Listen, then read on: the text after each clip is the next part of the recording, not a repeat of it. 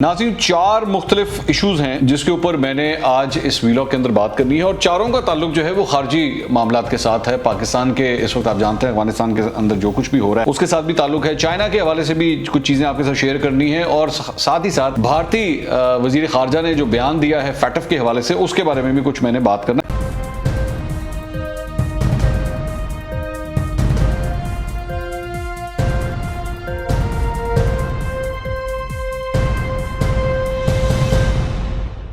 अस्सलाम वालेकुम नाज़रीन, मैं हूं मंसूर अली खान। अपने YouTube चैनल के ऊपर आपको खुश आमदीद कहूँगा। सबसे पहले आपसे दरख्वास्त के चैनल को सब्सक्राइब करना मत भूलिएगा और बेल आइकन ज़रूर प्रेस कीजिएगा।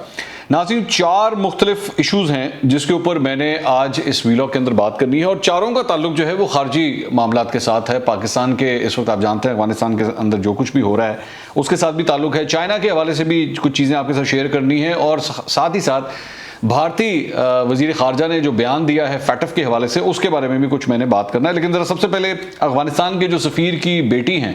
उनके हवाले से जो वाक़या एक पेश आया है, मैंने उस सिलसिले में कुछ मुझे ख़बरें मिली हैं, कुछ इंसाइट्स मिली हैं। पहले मैं सबसे पहले ज़रा वो आपके साथ शेयर कर लूँ, उस पर फिर मैं ज़रा तज्ज़िया भी साथ करता हूँ। जो मेरी बात हुई है, चंद जो इन्वेस्टिगेटर्स हैं इस मामले के, मेरी जो उनसे बात हुई है और इसके साथ साथ जो इस वक्त फॉरेन ऑफिस के बीट को जो कवर कर रहे हैं लोग, मेरी जो उनसे बात हुई है, मैं उसके बाद ये सारी इन्फॉर्मेशन अब मैं आपके सामने रख रहा हूँ। देखें, इसमें तो कोई शक की गुंजाइश नहीं है कि ये जो वाक़या पेश आया है इस्लामाबाद के अंदर, पाकिस्तान के फेडरल कैपिटल के अंदर, उससे उसका मकसद जो था वो तो ये था कि पाकिस्तान को शर्मिंदगी उठाना पड़े कि पाकिस्तान के दारुल हुकूमत के अंदर ये इस किस्म का वाक़या पेश आया है। तो इसलिए इस वाक़े के साथ जो इफ़ेक्ट्स हैं उसको तो डिनाई नहीं किया जा सकता, ये तो हकीकत है। दूसरी बात ये कि उसके बाद आ जाएं कि क्या ये वाक़या जो है वो हुआ है या नहीं हुआ। अब नॉर्मली आम तौर पे जब इस किस्म का कोई वाक़या होता है कि किसी लड़की को मुबैना तौर पर अगर अगवा किया जाए तो सबसे पहली आपकी जो हमदर्दी होती है वो विक्टिम की तरफ होती है कि किसी के साथ इस तरह का वाक़या पेश आया है। इसके बाद, इस वाक़े के बाद ऑब्वियसली पाकिस्तान की जो पूरी जो मशीनरी है, चाहे वो पुलिस की हो, चाहे वो सियासत के हवाले से हो, यहाँ तक कि PM ऑफिस भी जो है, वज़ीर आज़म हाउस भी जो है वो इसके अंदर इन्वॉल्व हुआ और उन्होंने इस चीज़ का नोटिस लिया। लेकिन उसके बाद के जो इवेंट्स हैं उसके ऊपर बड़े शुकूक शुबहात जो हैं वो उठाए जा रहे हैं।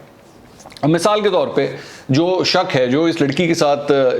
जो उनकी बेटी हैं अफगान सफ़ीर की, उनके साथ जो तहकीकात हुई हैं उसमें बहुत से लूप होल्स हैं जिसकी वजह से शक पैदा हो रहा है। अब मैं वो लूप होल्स जो हैं वो कुछ तो मीडिया के सामने रिपोर्ट हो चुके हैं, कुछ मैं चीज़ें आपके सामने अब शेयर करता हूँ। एक बात तो ये कि जो सबसे पहला स्टार्ट होता है वो ये है कि ये लड़की जो है वो जब घर से निकलती है तो किसी किस्म का सिक्योरिटी प्रोटोकॉल उसके साथ नहीं होता। अच्छा, आम तौर पे मेरी जब एक साहब से मेरी बात हो रही थी जो सोर्स हैं इस खबर की, उनसे मेरी बात हो रही थी तो उन्होंने मुझे कहा कि जी देखें, आम तौर पे, ख़ास तौर पे आजकल के हालात के हवाले से जो कुछ अफगानिस्तान के अंदर हो रहा है उसके बाद ऑटोमेटिकली ये जो जितना भी डिप्लोमेटिक स्टाफ होता है ना, ख़ास तौर पे जो फैमिलीज़ होती हैं सफ़ीरों की, उनका सिक्योरिटी डिटेल जो है वो बढ़ा दिया जाता है, इंक्रीज़ कर दिया जाता है कि भाई ध्यान रखा जाए कि खुदा न खास्ता इनके साथ कोई इस किस्म का कोई वाक़या पेश ना आए। तो उन्होंने एक एग्जांपल दी। उन्होंने कहा जी पिछले दिनों इस्लामाबाद के होटल के अंदर एक तकरीब थी जिसमें डेनमार्क से चंद लोग आए हुए थे। तो वहाँ पर जब उनका वो हो गया, सारी तकरीब वगैरह हो गई, तो उन्होंने रात को इंसिस्ट किया कि जी हम कहीं पे खाना खाने के लिए जाना चाहते हैं। मोस्ट प्रॉब्ली शायद मुनाल जा रहे हों, क्योंकि अक्सर ये डिप्लोमेट्स जो हैं मुनाल की जानिब भी जाते हैं, वहाँ जाके एक दफ़ा खाना ज़रूर खाते हैं। तो जो सिक्योरिटी उनको दी गई थी, प्रोवाइड की गई थी, उन्होंने उनको इन्फॉर्म किया कि जी हम खाना खाने के लिए जा रहे हैं और हम वहाँ जाना चाहते हैं। उन्होंने कहा जी देखें, हम आपको इस चीज़ की परमिशन नहीं दे सकते, तो लेकिन हम आपको रोक भी नहीं सकते ऑब्वियसली। ये तो नहीं हो सकता कि आप उनकी मूवमेंट के अंदर जो है वो, अगर वो कहीं खाना खाने जा रहे हैं तो आप कहने जी आप नहीं जा सकते। उन्होंने कहा जी फिर आप इस तरह करें कि आप हमें पेपर के ऊपर लिख के दें कि जी हम जा रहे हैं, हम ये खाना खाना चाहते हैं, और अगर कोई खुदा न खास्ता कोई वाक़या पेश आ गया सिक्योरिटी के हवाले से तो उसकी ज़िम्मेदारी हमारे ऊपर होगी, हमें जो सिक्योरिटी प्रोवाइड की गई है उनकी कोई ज़िम्मेदारी नहीं होगी। तो उन्होंने वो ये लिख के दिया। उसके बाद जो है वो खाना खाने के लिए गए। यहाँ पे क्या हुआ है कि ये लड़की जब निकली है तो इसने जो है वो गालिबन उबर या करीम की सर्विसेज जो हैं वो उसने यूटिलाइज़ की हैं एक जगह से दूसरी जगह जाने के लिए। एक बात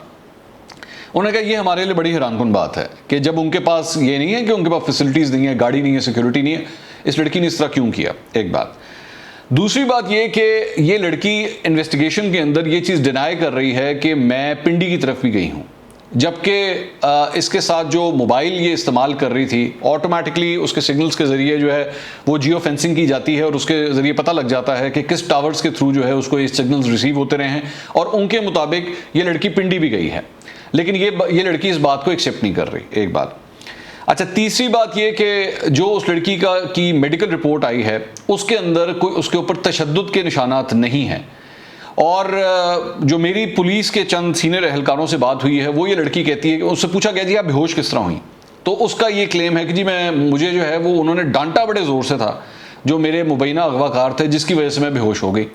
और मैं किस तरह उस कूड़े के ढेर के ऊपर जहाँ से उसको रिकवर किया गया है वहाँ पर मैं पहुँची ये मुझे नहीं पता। दूसरी बात यह कि इस लड़की के बारे में ये भी कहा जा रहा है कि ये मुख्तलिफ टैक्सीज या मतलब in this service car services का इस्तेमाल करके जो है ये घूमती रही है। अच्छा, ये सारी चीज़ें जो हैं ये सेफ सिटी के कैमरास के अंदर जो है वो कैप्चर हुई हैं। ये बात हकीकत है कि कुछ लोग ये भी कह रहे हैं कि जी जब आपने सेफ सिटी के कैमरास को इस्तेमाल करना होता है और तहकीकात करनी होती है तो सडनली वो कैमरे काम करना शुरू कर देते हैं, लेकिन जब मामला मतीउल्लाह जान का या असद अली तूर के हवाले से आता है तो सडनली ये इन कैमरों की आंखें जो हैं वो बंद हो जाती हैं और फुटेजेस जो हैं वो आपको नहीं मिलती। Anyways, coming back to the point, तो उसके बाद इस लड़की से जब तहकीकात की गई हैं तो जो तहकीकात का वो जो टाइम पीरियड था जिस दौरान इस लड़की से तहकीकात की गई है, तो मेरी इत्तला के मुताबिक उसके साथ कौंसलर स्टाफ जो है वो भी मौजूद था। दूसरी बात यह कि बीइंग अ डॉटर, एक सफ़ीर की साहबजादी होने के नाते जो पाकिस्तानी तहकीकात करने वाले अफराद थे वो उस एक हद तक जा सकते थे, वो उससे आगे नहीं जा सकते थे क्योंकि डिप्लोमेटिक नॉर्म्स जो हैं वो बीच में आ जाते हैं। तो मेरी इत्तला के मुताबिक वो जब तहकीकात हो रही थी तो उस लड़की ने जिस तरह कोऑपरेट करना चाहिए था, कई सवालों के जवाब वो मुतमईन तौर पे नहीं दे सकी, और उनकी स्टोरी के अंदर जो है वो भी कई जगहों के ऊपर एक झोल नजर आता है, एक बात। दूसरी बात ये कि ये भी एक सवाल उठ रहा है कि जब ये लड़की मुबैना तौर पर अगवा हुई है और तकरीबन ये टाइम पीरियड को 4 से 5 घंटे का बताया जाता है, 4 से 5 घंटे के अंदर ये सारा कुछ हुआ है। 4 से 5 घंटे के दौरान अगर किसी घर में कोई बच्चा रिपोर्ट ना कर रहा हो या आपका उससे कांटेक्ट ना हो पाए तो सडनली पैनिक क्रिएट होती है, और सबसे पहला काम आप ये करते हैं कि आप कानून नाफिज करने वाले इदारों से कांटेक्ट करते हैं, खास तौर पे जब आपको पता हो कि एक सफ़ीर की बेटी है। यहाँ पे तो खैर आम अफराद का भी अगर कोई बच्चा हो इस तरह या बच्ची हो और उससे कांटेक्ट ना हो पा रहा हो या वो ट्रेस ना हो पा रही हो तो आप राब्ता करते हैं। इस केस में वो राब्ता क्यों नहीं किया गया, ये बड़ी एक हैरानकुन बात है।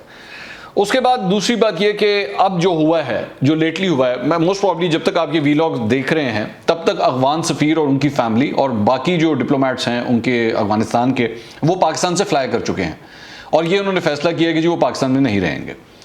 अब मैंने इससे पहले भी, जब आपको याद होगा कि उस्मान मिर्ज़ा का जो केस हुआ था, मैंने उसके अंदर एक बात उस पर ये कही थी कि बहुत ज़रूरी है कि लड़का और लड़की जिनके साथ ये वाक़या पेश आया है वो सामने ज़रूर आएँ, वो आके अपनी स्टेटमेंट ज़रूर दें, वो पुलिस के साथ कोऑपरेट ज़रूर करें, क्योंकि अगर मुद्दई कॉन्टैक्ट नहीं करेगा, अगर मुद्दई वहाँ पर खड़ा नहीं होगा तो केस निस्बतन कमज़ोर हो जाता है। ये सिर्फ स्टेट की मुद्दियत के अंदर केस नहीं चल सकता। अब यहाँ पर भी यही होने जा रहा है कि वो लड़की और उसकी पूरी फैमिली जो है वो पाकिस्तान से जा रही है। ठीक है, उनकी सेफ्टी कंसर्न्स हैं, ऑब्वियसली वो ये समझते हैं कि अगर वो सेफ नहीं है वो ये फैसला कर रहे हैं, लेकिन अगर इस सारे मामले को 1 मिनट के लिए आप सिर्फ जो एक वाकया पेश आया है उससे बालातर होके एक बर्ड आई व्यू इस सारे मामले को दें, और जो खारजी मामला इस वक्त चल रहे हैं, खित्ते की जो सियासी सूरत हाल चल रही है उसके अंदर ये भी सोर्सेस कह रहे हैं कि ये पाकिस्तान को जो है वो मलाइन करने की कोशिश है, पाकिस्तान को शर्मिंदा करने की कोशिश की गई है कि देखें जी पाकिस्तान के फेडरल कैपिटल के अंदर जो है वो ये वाक़या पेश आया है। लेकिन हकीकतन इस सारे मामले के अंदर बहुत से ऐसे झोल हैं। एक और सोर्स जिससे मेरी बात हुई है, लेकिन ये बात सिर्फ एक सोर्स ने कही है, मुझे अब तक ये बात कहीं और से नहीं कही गई, वो ये है कि कहीं इस तरह तो नहीं है कि इस लड़की का कोई बॉडी डबल से मुराद होती है कि बिल्कुल एक ही मुशाबत की उसके कपड़े, उसकी शक्ल, उसका मतलब ज़ाहिरी बात है 100% मैच तो नहीं होता, लेकिन वही कद काठ उसी तरह किसी और लड़की के साथ जो है वो इस तरह के राउंड्स लगवाए गए हैं और ये वाक़या इस तरह का पेश है। बट ऑब्वियसली मैं इसको सिर्फ यही कहूँगा कि एक कंस्पिरेसी थ्योरी है, इसके बारे में भी अभी तक वाज़े तौर पर नहीं कहा जा सकता क्योंकि ये तहकीकात चल रही हैं, लेकिन मुझे सिर्फ एक सोर्स ने इस किस्म की थ्योरी भी सामने पेश की है। इंपॉर्टेंट बात यह है कि पाकिस्तान के लिए अगर इस किस्म का एक एटमॉस्फेयर बनाने की कोशिश की गई है कि जिससे पाकिस्तान को शर्मिंदा करने की कोशिश की जाए या वर्ल्ड स्टेज के ऊपर जो है वो पाकिस्तान को ऐसे एक एम्बैरेसिंग सिचुएशन में लाके खड़ा किया जाए, तो पाकिस्तानी अथॉरिटीज़ को हर सूरत इस मामले की जड़ तक जाना चाहिए। और अगर कोई जो भी कसूरवार है, चाहे इसमें अगर इस लड़की के साथ ज्यादती हुई है या अगर इनकी जानिब से पाकिस्तान के खिलाफ जो है वो इस किस्म का पूरा ये जाल बुना गया है, तो उसको भी बेनकाब करना जो है वो बहुत ज़रूरी है। तो अफगानिस्तान के हवाले से तो ये सिचुएशन है। अच्छा, अब आगे आ जाइए चाइना के हवाले से। चाइना के हवाले से ये डेवलपमेंट है, आप जानते हैं कि दासू के अंदर जो वाक़या पेश आया था, वहाँ से मैंने अपने पिछले व्लॉग के अंदर जो परसों मैंने किया था उसके अंदर मैंने आपको बताया था कि चाइनीज़ कंपनी ने दासू के प्रोजेक्ट के ऊपर काम करना जो है वो रोक दिया था। लेकिन मेरे व्लॉग के चंद घंटे के बाद एक और डेवलपमेंट हुई और वो ये हुई कि उस कंपनी की जानिब से कह दिया गया कि जी पुराना जो नोटिफिकेशन है जो आया था हम उसे विड्रॉ कर रहे हैं, काम जो है वो दोबारा शुरू किया जाएगा और काम होगा, काम रोका नहीं जाएगा। लेकिन इस दौरान ऑब्वियसली क्वेश्चन मार्क्स इस बात के ऊपर हैं कि वो तमाम लोग, वो तमाम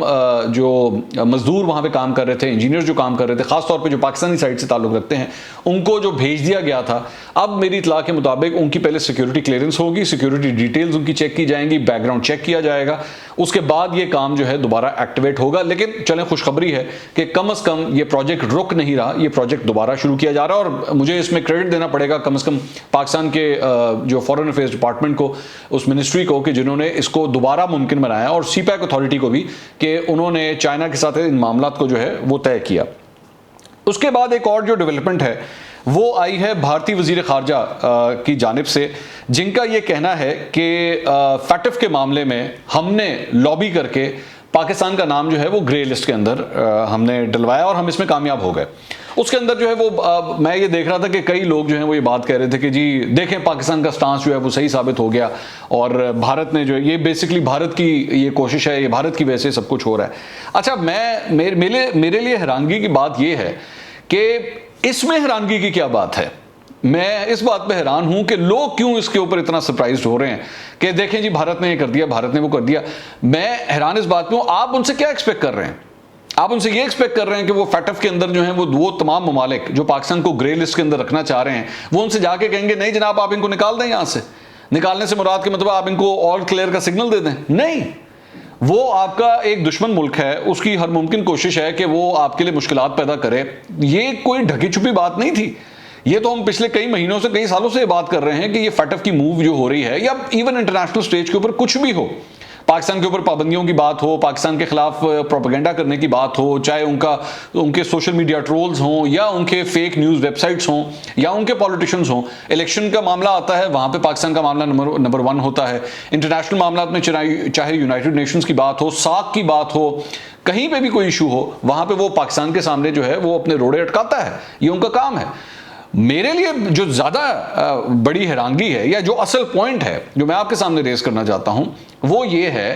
कि आप ये बात मान रहे हैं कि वाकई भारत ने ये किया है और भारत ये करने में कामयाब हुआ है। ये हैरानगी की बात इसकी नहीं है, हैरानगी की बात ये है कि आप क्यों फेल हुए हैं, आप इन कोशिशों को डिफाई क्यों नहीं कर सके, इन कोशिशों को नाकाम क्यों नहीं बना सके। अगर भारत अपनी इस लॉबीज़म के अंदर लॉबी करके पाकिस्तान को ग्रे लिस्ट में रखने में कामयाब हो गया है, तो इसका मतलब ये आपका फेलियर है कि आप उन ममालिक को जाके कन्विंस क्यों नहीं कर सके कि नहीं, ये भारत की जानिब से जो भी कोशिश हो रही है हम ऐसे नहीं हैं और हमारा नाम अब ग्रे लिस्ट से निकलना चाहिए। ये आपकी नाकामी है। मैं इसमें उनकी कामयाबी की तरफ तो मेरा नाम है बात करूंगा, इसमें आपकी नाकामी है। ये इसमें हर बात के ऊपर सिर्फ ये डाल देना कि देखें जी उन्होंने कर दिया, उन्होंने कर दिया। ओ भाई, उन्होंने तो कर दिया, वो तो करेंगे, वो आज नहीं करेंगे, वो आज से 5 साल के बाद भी करेंगे, 10 साल के बाद भी करेंगे, उसमें कोई हैरानी की बात नहीं है। हैरानी की बात यह है कि आपका फॉरेन ऑफिस क्या कर रहा है। हैरानी की बात यह है कि आपने इस मामले के ऊपर उनको कामयाब क्यों होने दिया। आपने इंटरनेशनल स्टेज के ऊपर जाके ये जितने भी मेजर प्लेयर्स हैं वहां पे अपने आप को तगड़ा क्यों नहीं किया, वहां पे अपना स्टांस क्यों नहीं पहुंचाया। तो ये आपका फेलियर है। और दूसरी बात यह कि ये जिस तरह ये पहले अफगानिस्तान के मामले में बात हो रही थी, शेख रशीद अहमद साहब ने ये कहा कि जनाब ये रॉ की जानिब से ये सब कुछ किया जा रहा है। ओ भाई, वो हर ठीक आप डालें, रॉ के ऊपर डालें, वो तो करेंगे। वो कौन कहता है वो नहीं करेंगे? वो क्या फरिश्ते हैं? वो उनका काम है। ये आपने इस चीज को रोकना है, आपने अपने घर में सब कुछ ठीक करना है। वो तो करते रहेंगे। आपको किसने कहा कि वो नहीं करेंगे? ये आपकी गलती है कि आप इस चीज को जो है वो, अगर ये मिसाल के तौर पे अफगानिस्तान का मामला भी जो है वो रॉ की तरफ से सब कुछ किया जा रहा है, ये सारे सबूत लेके जाएं इंटरनेशनली, जितने भी बड़े बड़े कैपिटल्स हैं उसमें, चाहे आपको वॉशिंगटन जाना पड़े, लंदन जाना पड़े, बर्लिन जाना पड़े, इन जो तमाम ममालिक के अंदर जाके अपने केस को प्रूव करें। वहां जाके आपका फेलियर क्यों होता है? घर में बैठ के शेर बनने का कोई फायदा नहीं है कि यहां पे आप पाकिस्तानी अवाम को ये कहते रहे हर बात जो हो, हाँ जी देखिए जी उन्होंने किया, उन्होंने, ओ भाई किया है, बिल्कुल मैं आपकी बात से एग्री करता हूं किया है, आपने रोकने के लिए क्या किया है? आपको ये पहले क्यों नहीं पता लगता? आपकी इंटेलिजेंस एजेंसीज जो है वो पहले क्यों नहीं रिपोर्ट करती कि नहीं जी हमें इस चीज को रोकना चाहिए था, ये हमारा फेलियर है, ये हमारा फेलियर है कि वो ये सब कुछ करने में आने में कामयाब हो गए। चाहे मामला लाहौर के इस मामले का हो जो यहाँ पे जौहर टाउन में जो कुछ हुआ था, या मामला जो है वो दासू का हो, या मामला ये अफगानिस्तान के मामले का हो, ये आपने रोकना है। उसका कोई फायदा नहीं है कि वाकया हो जाए तो वाकये के बाद जो है वो हमने आपको इसलिए नहीं रखा हुआ कि आप ये कहें कि जनाब ये देखें जी हमने आपको पिन पॉइंट करके बता दिया कि कौन है। भाई ये तो पहले से पता है, चाहे आप एनडीएस की बात करें, चाहे आप रॉ की बात करें, आप जिसकी भी बात करें, ये करेंगे। रोकना है आपने इस चीज को, अपनी बॉर्डर सिक्योरिटी को बेहतर करना है, अपनी जो इंटरनल सिक्योरिटी है उसको बेहतर करना है, अपनी इंटेलिजेंस को बेहतर करना है। तो ये सारे मामला थे जो तमाम खारजी मामला के हवाले से जो बात हो रही थी। कुछ और भी चीजें हैं लोकल पॉलिटिक्स से मुतल्लिक, वो फिर मेरे ख्याल में मैं तफसील से अगले व्लॉग में आपसे बात करूंगा। अगले व्लॉग में दोबारा मुलाकात होगी। अल्लाह हाफिज।